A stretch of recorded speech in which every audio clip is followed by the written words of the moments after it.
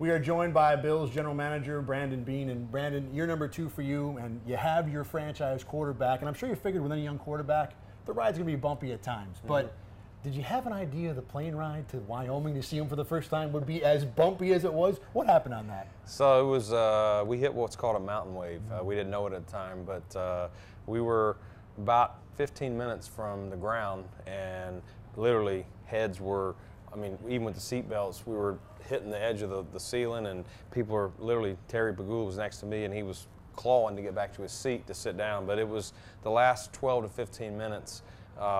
We weren't sure we were going to make Josh Allen's visit, but it was a good one to laugh about, because we had a little video of Coach Dayball FaceTiming his wife, saying it's over. But we survived. Good story, and funny how it works out. We end up with Josh. Now that you got him, and I know this is going to be step one of what's a long process, but what are you hoping to see from him here in the preseason at Fisher this year? Well, I think we want to see what we saw in the spring. We saw in the spring what you would expect, a guy learning a new offense, learning the pro game, learning his players, and taking a little time, you know, getting better and better. And we definitely saw him progressing well in the spring. But again, there's no pads, there's no hitting, you're not establishing the run. The defense is playing, but they're not at full speed like you are live 11 on 11. So how does he transition there? How quickly the playbook will add, and continue to build on? How quickly does he pick everything up? How does he lead? What does he do when bad things happen? And that's one of the biggest things, is we're all going to hit adversity, and there's going to be plays when you throw picks or 2 picks or you fumble or whatever. How does he bounce back?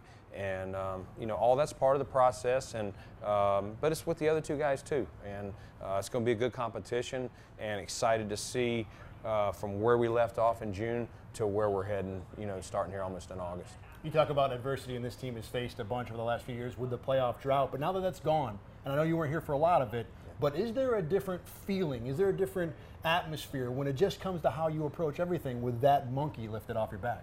Yeah, I think the guys believe in what we're doing, and I know people, the process got, blown up or whatever it was, but there is truly a method to the madness of what we're doing, and it's building a family, building a culture, because it's a long season. You're going to deal with adversity, whether it's injuries, whether it's things off the field, whatever, and the teams that know how to deal with it best, the leadership, who, your core players, those, if you have that right, those teams survive the bumps.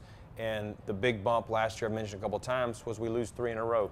I've been on teams where that ended your season, and I think the guys saw, hey, we can bounce back, beat Kansas City, win another game, and finish strong to get in the playoffs. The way you guys came back from that 3-game losing streak and came back to make the playoffs, does that give you even more confidence with not only what you're building with roster-wise, X and O, player by player, but attitude-wise and culture-wise here in Buffalo? Yeah, I think it's something that we can refer back to, and I know Sean will use it as a teaching point when we hit more adversity. This is a new season. We're 0-0. Some players were not here. Some of the ones that were here have moved on to other teams. So it's a different team, but enough guys were here and enough of our core that was a part of that and was, in the struggle of the 3-game and overcame it to finish strong. So we will use that as a reference point when we are dealing with adversity. For the first time in a long time, the Bills have a core that has playoff experience. Brandon Beane helped assemble it. Thanks for joining us, Brandon. Appreciate it. Thanks, Dad.